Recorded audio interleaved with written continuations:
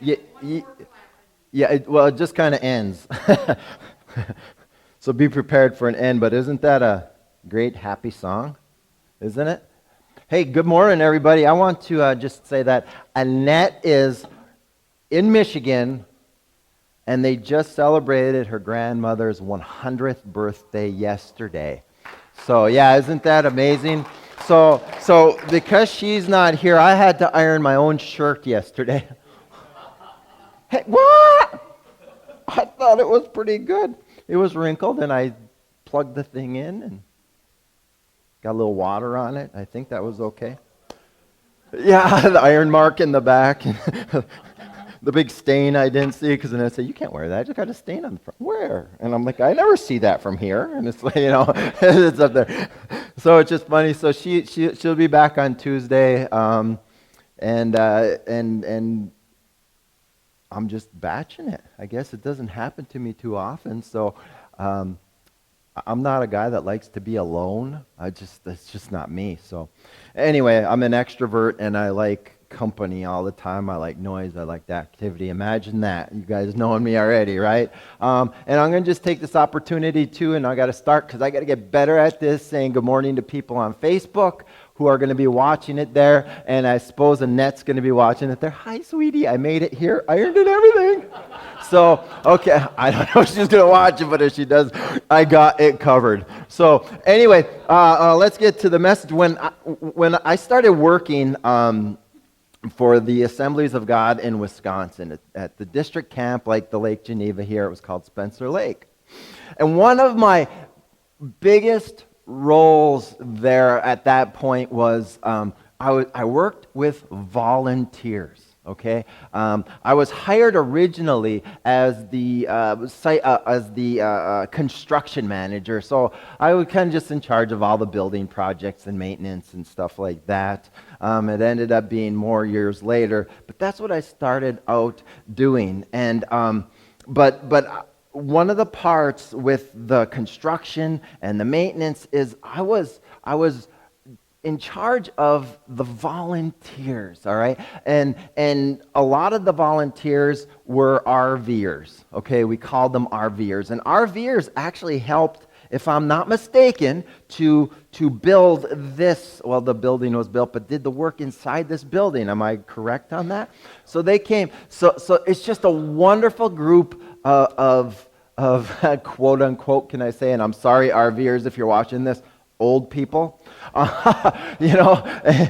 Because mostly they were retired, and the way that I always figured it is they kind of just followed the warm weather, So they would be down south in the winter, our winter, and then they would come up north in the summer and work, and they would go to camps, they would go to churches, and at our particular camp, they would help in the dining hall oftentimes, and they helped with maintenance, and they mowed lawns, and they did all kinds of things. They helped with housekeeping, and some had skills. Some were actually retired contractors or retired heating and HVAC and electricians. There was all kinds of retired people that would come in, and they would do this.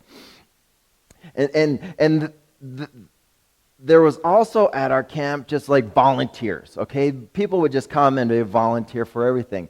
And Jim, who was an honorary RVer, even though he didn't have an RV because he lived close enough by, was one of those volunteers. But all of his best friends were RVers, so he was kind of well, actually he pulled the trailer, and so he would be, I guess. So, but he was there all the time. All the time he was there. And my first week there, I was asked by the camp director to build this wall and put in a set of double doors entering a room. They wanted to close it off. And I'm like, yeah, okay, that's good. I'm into construction. I know I can do that.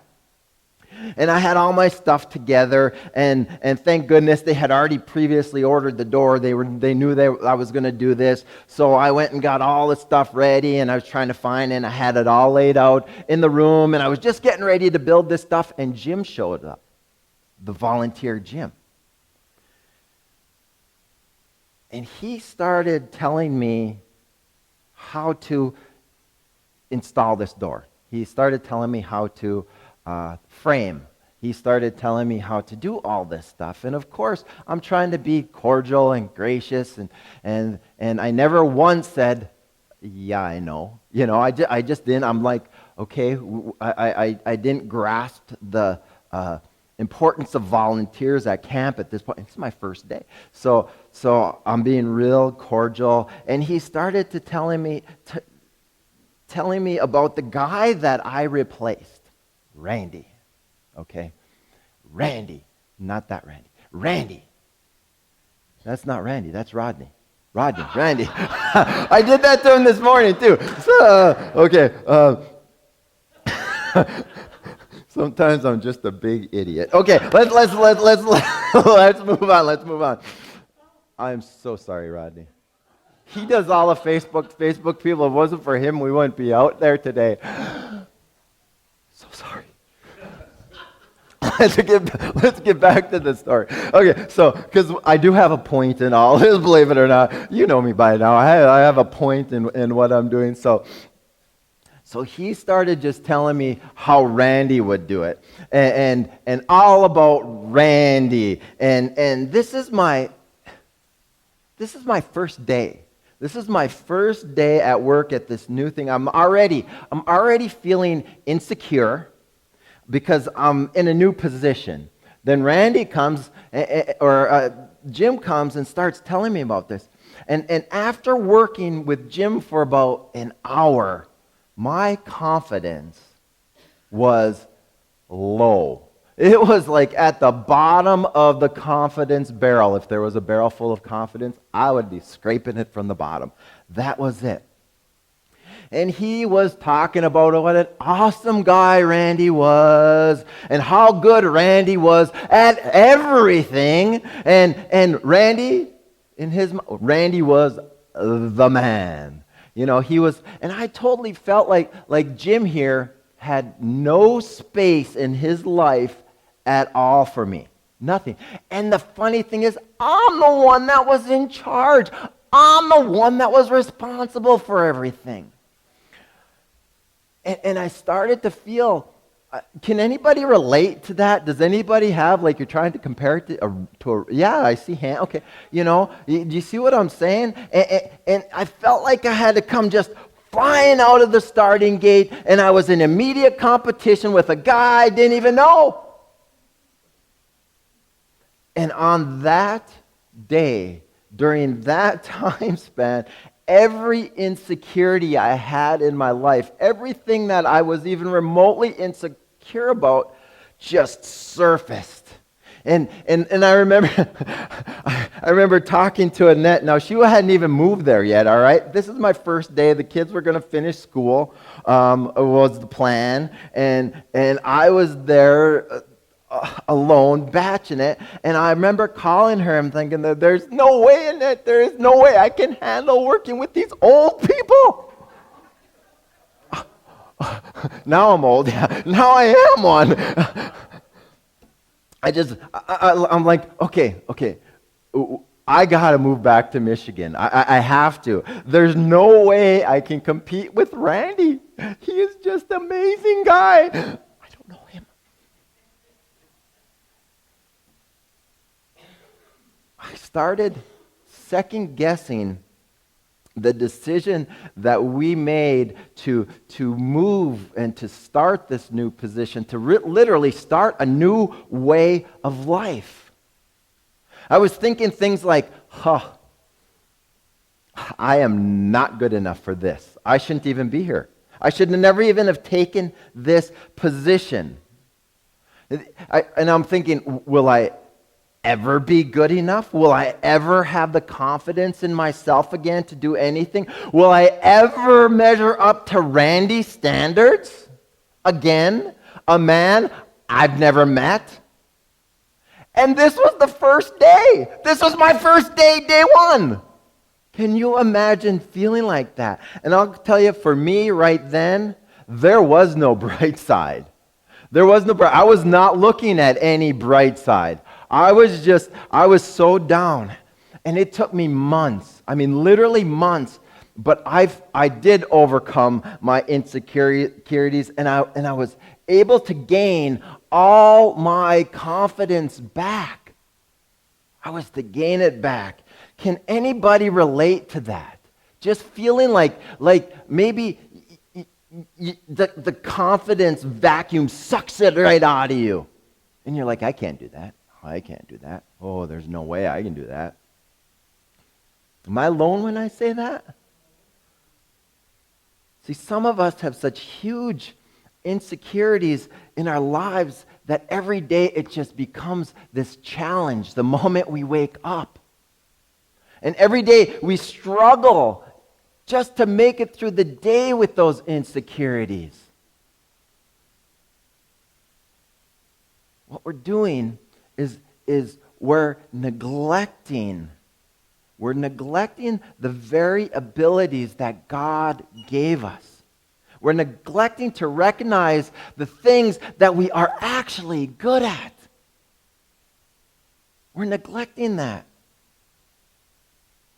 And what we need to excel, we have what we need to excel. Because what we have is we have a God that's going to guide us through this.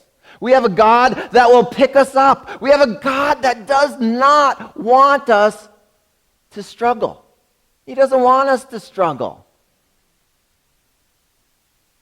And a great example of this is Gideon's story, of what happened to Gideon.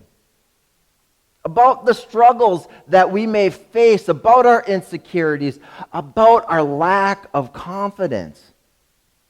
So you know me, I like to set up the scene, right? Because I always interject myself. I'm like, well, if I was standing there, this is what I would be looking at, or this is what I would be thinking. So let's look at that. Let's look at the backstory of what's happening here. So again, once again, as the Israelites did, they went back to doing evil in God's eyes, right? They were just messing up time after time again. And God's like, okay, all right. I can just picture this. Can you picture God up there? All right, you rascals. All right, you rascals. So what he did was he put them under this domination of Midian for 7 years. And Midian totally, they overpowered and they overwhelmed the Israelites. And the Israelites were so overwhelmed and so overpowered that they were forced to move up into the mountains and make these forts, if you will, in caves. And that's where they lived because they were afraid of the Midianites. And every time the Israelites would plant crops or try to grow in their fields, the Midianites would camp in their fields and destroy their crops. Every time. And they left nothing for them to live on. They destroyed everything. They marched in and they overwhelmed and they took over all this stuff and they destroyed and devastated the whole country. And through all this time, through all this domination that they were doing, the Israelites were actually brought to poverty. So, some were even at the edge of starvation because they could not compete. They could not hold themselves up against these Midianites, basically because God is not allowing it. And once again, the Israelites do what they did time after time again, and they cry, God, help us! Right? How many times in the Bible in the Old Testament did the Israelites cry out after they're messing up? They go right back to God, and they're like, help us, God, you! Right? Can you picture them? So God said, okay, you rascals. We'll use that word today. Okay, you rascals. So he sent them a prophet with a message, okay? And here's what the prophet says. He says, God, the God of Israel says, all right, I delivered you from Egypt. I freed you from a life of slavery. I rescued you from Egypt's brutality and then from every oppressor. I pushed them out of your way and gave you their land. And I said to you, I am God, your God. But, Oh, you rascals! You didn't listen to me. Oh no, you didn't listen to me. Then an angel of the Lord came and sat beneath the great tree of Ophrah, which belonged to Joash, the son of the Joash of the clan of Abiezer. Gideon, son of Joash, was threshing wheat at the bottom of a winepress to hide the grain from the Midianites. The angel of the Lord appeared to him and said, mighty hero, the Lord is with you. Sir, Gideon replied, if the Lord is with us, why has all this happened to us? And where are all the miracles our ancestors told us about? Didn't they say the Lord brought us up out of Egypt? But now the Lord has abandoned us and handed us over to the Midianites. Now let's look at this scene. Let's look at what's going on here. Gideon himself is so lacking in confidence and he's so full of insecurity that he's threshing wheat at the bottom of a wine press. Now, I've never threshed wheat before, but typically from my understanding, threshing wheat, you would throw it up and the bad stuff would blow away, right? Is that what it is? Farmers? I'm not. Do you guys do that? I can picture Delbert throwing up pig poop. Poop. I'm sorry. I shouldn't have said that. Yeah. There goes the smell. Poop. No, not so much. I'm sorry. Okay, I chased a rabbit there, but that's okay. It was funny. Huh? Yeah, when pigs fly. Anyway, so from my understanding, it's not normal to thresh wheat in a valley or someplace that's low. You would go to an open field or you go to a hilltop and let the chaff, right, is it called, blow away, and then you're left with the good stuff. But Gideon is doing it there because he's afraid. And that's where he decided, this is where I'm going to do it. I'm going to do it here because then I won't be seen. And then the angel of the Lord showed up with this very weird and strange greeting to him, right? Mighty hero! Mighty hero. Here Gideon is hiding because he's afraid. And the angel of the Lord comes and says what? Mighty hero, the Lord is with you. Now, I'm not saying this is what Gideon was thinking, but I'm thinking Gideon's thinking because I would suspect maybe. He certainly didn't feel like at that point that the Lord was really anywhere around, right? And I'm guessing that Gideon at this point is totally drained of confidence, that the plug has been pulled on the barrel of confidence. And the last thing I would think that Gideon felt like was an actual hero. I mean, right? What do you think? What do you think? And I would suspect that Gideon is at this point so insecure that maybe he would have even have turned and said, "You talking to me? I ain't no hero. I'm hiding. How can I be a hero?" But see, it was who the Lord was speaking to. It was Gideon that the Lord was speaking to. And sometimes in your lives, it is the Lord speaking to you.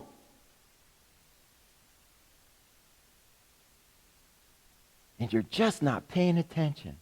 But Gideon, just like we do it oftentimes, started the blame game. He started the blame game, didn't he? He said, "Hey, God, where were you?" He thought God was the problem. He thought God was the problem and that God had totally forsaken him. But what is the truth right here? What is the truth? God didn't forsake Israel. God didn't forsake them. They forsaken God.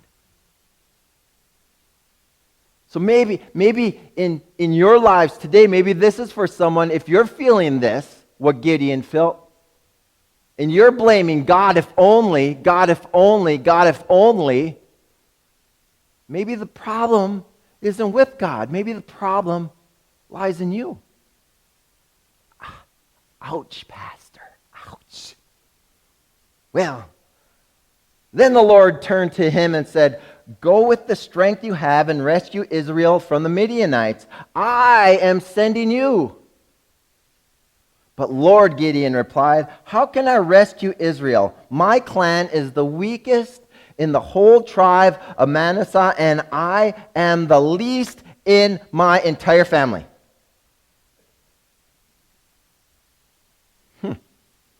God knew Gideon had that strength that was inside of him. God knew what he was asking him to do. But Gideon could not see himself capable of doing great things. And especially, he couldn't see himself doing great things for God. His insecurity was that he thought of himself as what we just read, as a nobody. After all, he was from the smallest clan, and he was the least in his family. You got to look at Gideon here for a second. I don't think Gideon was at all looking at the bright side. Do you? I don't think he was. He was only looking at his insecurities. He was looking at nothing else. And insecure people kind of react, or they express it in very, very different ways, don't they? I mean, it would really depend on their values, or maybe their past experiences, how they're going to express their insecurities. And some insecurity looks like meekness, compliance, and they're always, oh, I'm sorry, it's my fault.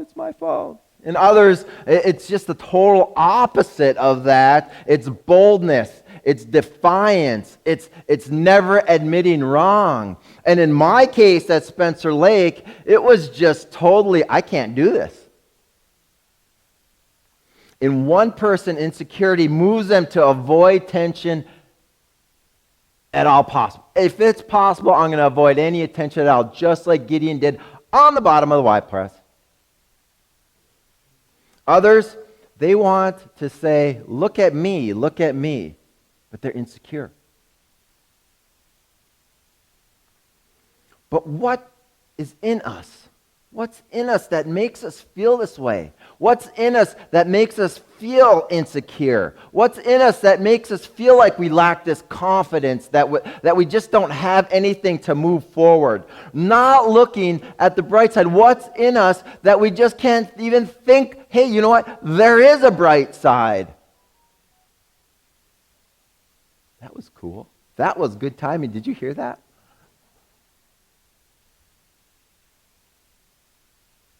Insecurity is actually a form of fear.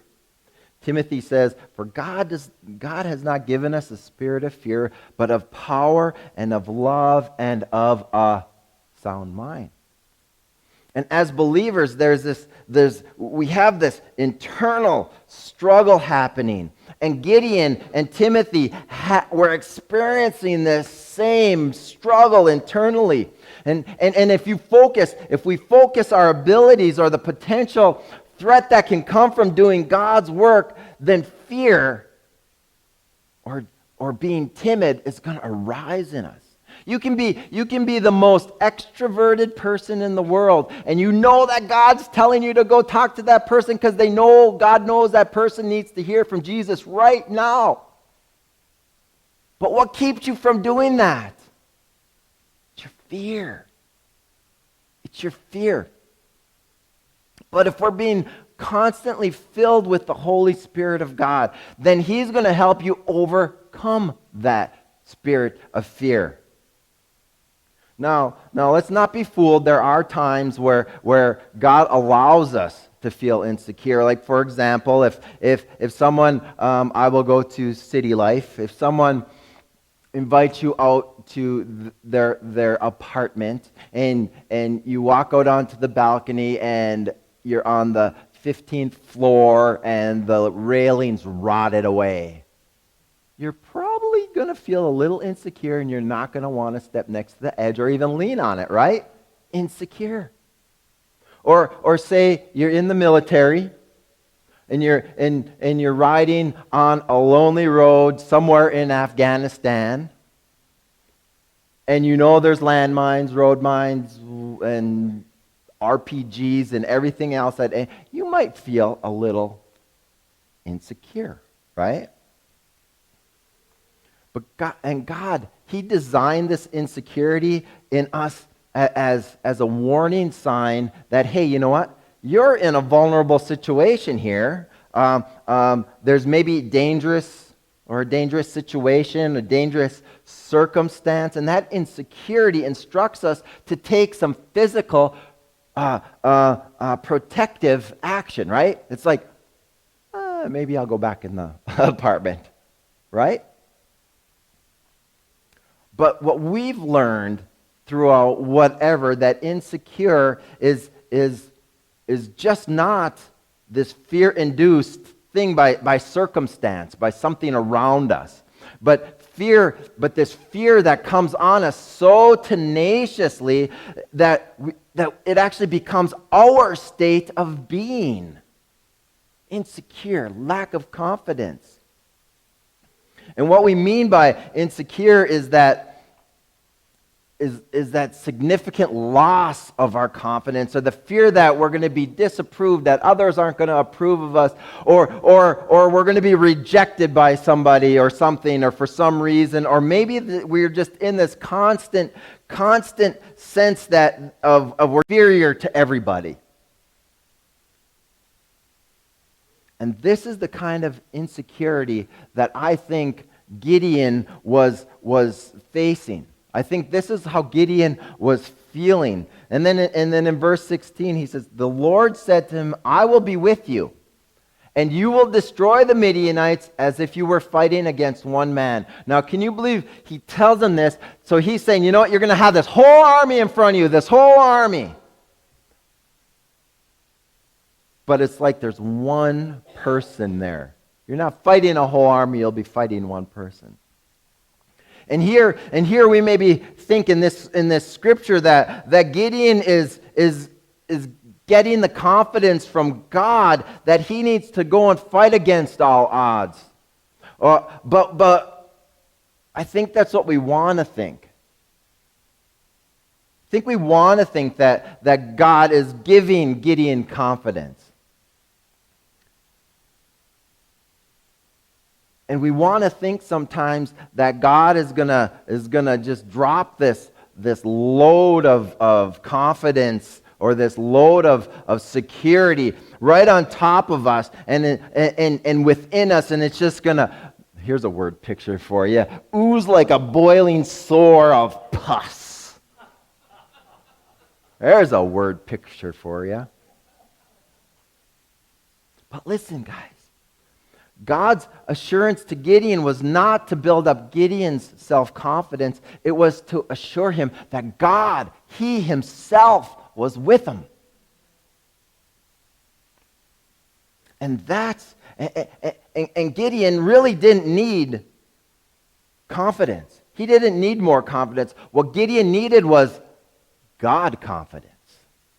Gideon needed God confidence. And that's the same with everybody in here this morning, everybody that's going to be watching on Facebook. It's not that we need more self-confidence, it's that we need more of God's confidence. Corinthians, in 1 Corinthians 10:12, the Message Bible, okay, the Message version, says it this way: forget about self-confidence. Forget about self-confidence. It's useless. Cultivate God confidence. Cultivate God confidence. Now, back to the story. And again, I'm placing myself in here just like I was in the proximity of Gideon. here's what Gideon does. In Judges, he replied, "If you're truly going to help me, show me a sign to prove that it's really the Lord speaking to me."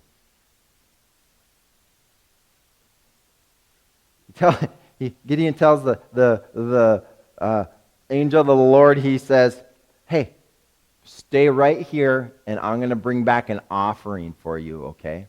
And the angel says, "Sure, no problem. Go and get it." So Gideon hurries home. This, and to me, this is because it's a sense of time, and these days we deal with time. He cooks a young goat and bakes some bread without yeast. Now, if you're going to tell someone, "Hey, just hang here. I'm going to go get an offering for," I'm thinking more like, "Hey, I'm going to go make a sandwich. I'll be back in a couple minutes." This guy cooks a goat. How does that even work? There's not a microwave. I don't know. When I'm reading scripture, sometimes these things come into my mind, just senseless, but that's kind of me. But anyway, so think about that for a second. So then Gideon brings this stuff to the angel of the Lord. And the angel says, "Hey, place that meat and bread on this rock and pour all the broth over the top of it." And I'm thinking, if it was me, I'm like, "Man, I just made you this meal. I took the time and cooked a goat, and you..." Okay. Anyway, you get what I'm saying. So Gideon does as he's instructed. Gideon's not me. Then the angel of the Lord touched the meat and the bread with the tip of the staff that was in his hand. Fire flamed up from the rock, and it consumed everything that was around there. And then just like that, bam, boom, the angel's gone. Sayonara. He's gone. And when Gideon realized what had happened, hey, you know what? That really was the angel of the Lord. That really was the Lord. Gideon's like, I am doomed. I am so doomed. I just talked face to face with God. So I sit and I'm reading and I'm thinking, what is going through Gideon's mind at this point? I mean, think about it. He just watched the angel of the Lord burn up all this stuff that's in the rock, and I'm thinking, wouldn't you be overflowing with this God confidence at this time just to see what God had just done? I mean, for me, it was be like, that's enough for me, let's go. But no, what does Gideon do? He threw out a fleece to God. I mean, literally, a literal fleece. We'll pick up in 36. Then Gideon said to God, "If you're truly going to use me to rescue Israel as you promised, prove to me it in this way." Not that the rock wasn't it. "I will put a wool fleece on the threshing floor tonight. If the fleece is wet with dew in the morning, but the ground around it is dry, then I will know that you are going to help me rescue Israel as you promised." And that's just what happened. When Gideon got up early the next morning, he squeezed the fleece and wrung it out in a whole bowl full of water. Then Gideon said to God, "Please don't be angry with me, but let me make one more request."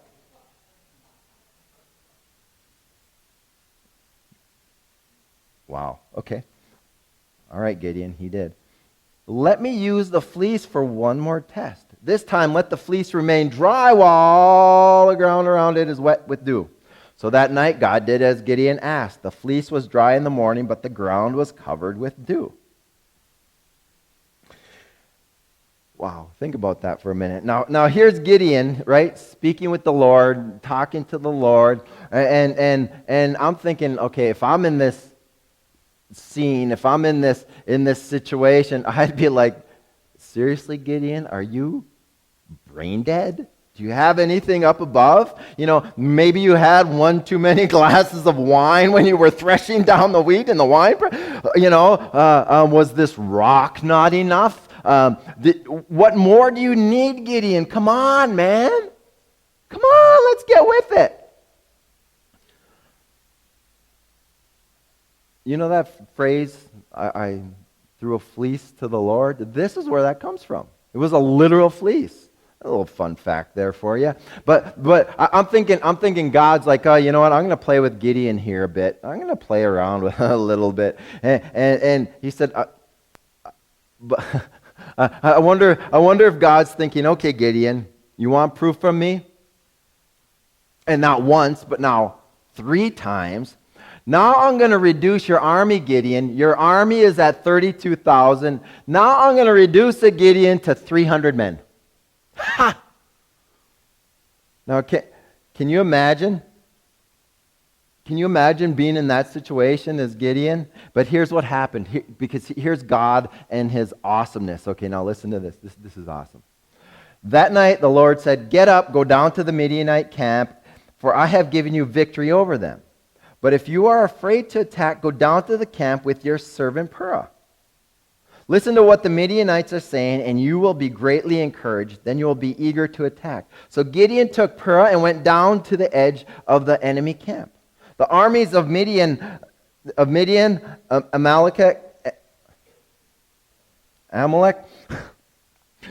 and the people east had settled in the valley like a swarm of locusts. Their camels were like grains of sand on the seashore, too many to count. Gideon crept up just as a man was telling his companion about a dream. And the man said, "I had this dream. And in my dream, a loaf of barley bread came tumbling down into the Midianite camp. It hit a tent, turned it over, and knocked it flat." His companion answered, "Your dream can only mean one thing. God has given Gideon, son of Joash, the Israelite, victory over Midian and all its allies." And when Gideon heard the dream and its interpretation, he bowed in worship before the Lord. Then he returned to the Israelite camp and shouted, "Get up, for the Lord has given you victory over the Midianite hordes." Talk about a confidence builder, huh? Wouldn't that be? God wanted Gideon to find encouragement in this visit to this enemy's camp. Now, it shows that when God asks us to do hard things or what we think are hard things for him, he just doesn't fold his arms and say, "Okay, I'm going to go sit back in my throne and you just go ahead and do it on your own." No, God doesn't do that. He's there to guide us through and to encourage us each and every step until the very end, right to the end. And that is the mercy of God. He dealt with the doubts and fears of Gideon. And he wanted to assure him that, hey, you know what, Gideon? You're going to have victory. You're going to have victory. See, the significance of that dream was that only the very poor made the bread out of barley. And that the vision, that the dream meant that this camp, the Midianites are going to be defeated, knocked over, destroyed by a humble nobody. And when we have God confidence, he's going to do miracles in our lives. He's going to take us to the next level. You see, it was no accident. It was no accident that the man dreamed the dream that night. That very dream. It was no accident that he told his friend about it just at that exact moment.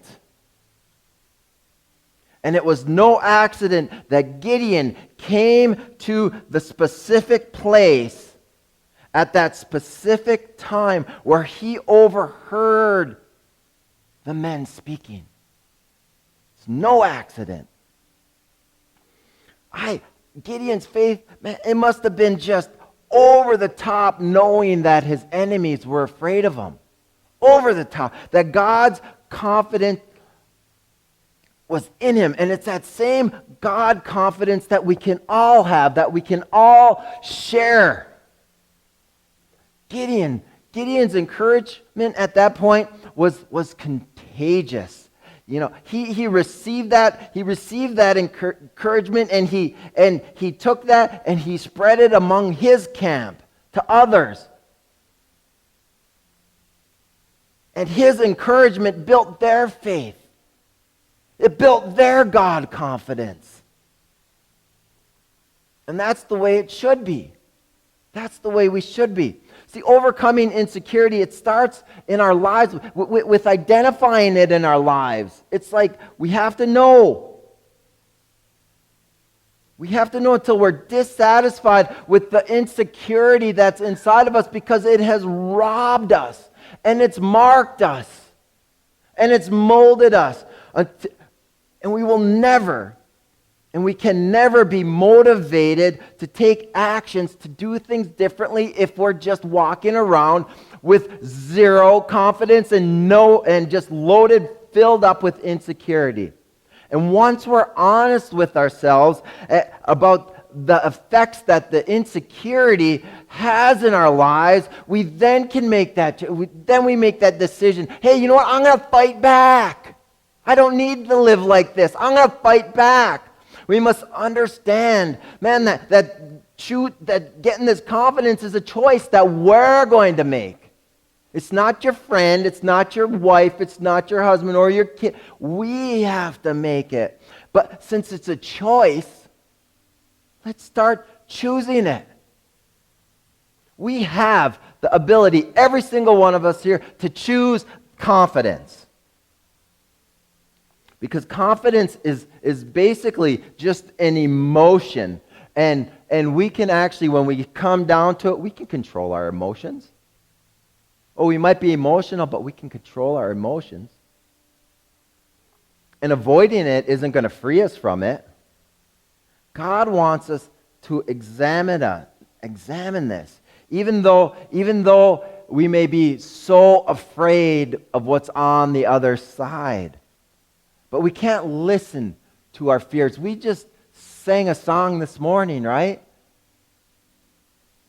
Fear is a liar. Fear is a liar. Fear doesn't tell us truth. I had this written long before I heard the song today. There is an end to insecurity and that lie that it produces deep inside of us. And I'll tell you, you know where it ends? You know where it ends? It ends with Jesus. It ends with Jesus in his life, in our life. And it's as easy as just giving our insecurities to him. Just giving it to him. Take God's grace. Take Jesus' grace. Take his mercy. Take in his light. When you take in his light, you have no choice but to live on the bright side. This morning I didn't grab the prayer cards. I'm sorry, and that's not here, and I'm a little